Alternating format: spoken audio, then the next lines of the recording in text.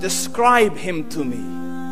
And Muslims, look at the description of your Rasul. And for some, this would be the first time you hear what your Prophet looked like. I saw a man of striking appearance. ظاهر الوضاء أبلج الوجه, radiant face, حسن الخلق, beautifully created. لم تعبه الثجلة, his belly wasn't protruding. ولم تزر به السعلة, nor was his head disproportionate and small. وسيم قسيم, proportionate and delicate, finely made, a specimen of a creation. في عينيه دعج, in his eyes there was a contrast. The dark was immensely dark, the white was excessively white.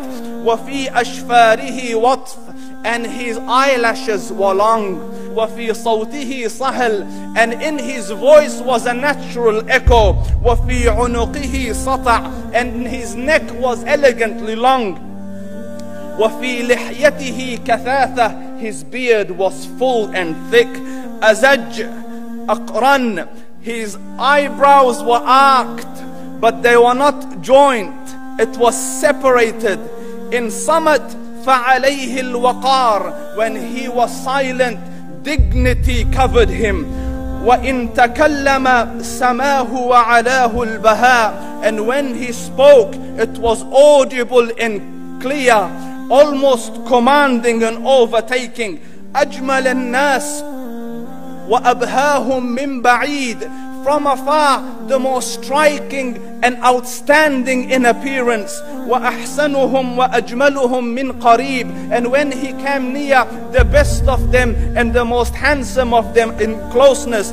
حلو المنطق, such an exalted and sweet level of logic. Like when he used to speak, it was so coherently logical, it was smooth and easy to understand.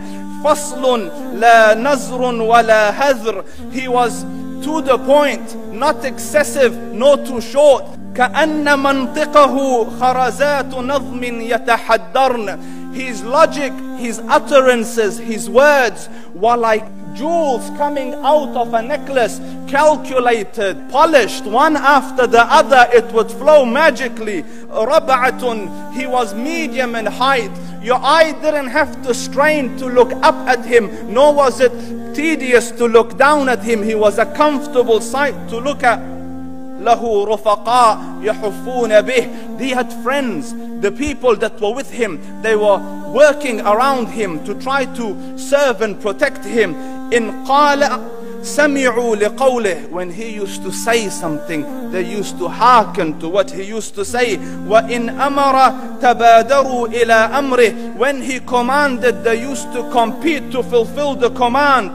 This is Muhammad Rasulullah.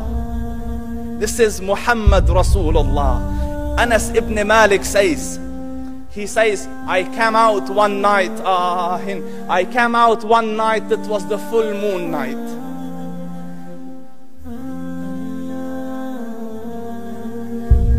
And I looked at the moon, and in the desert, understand, the moon is an awesome sight.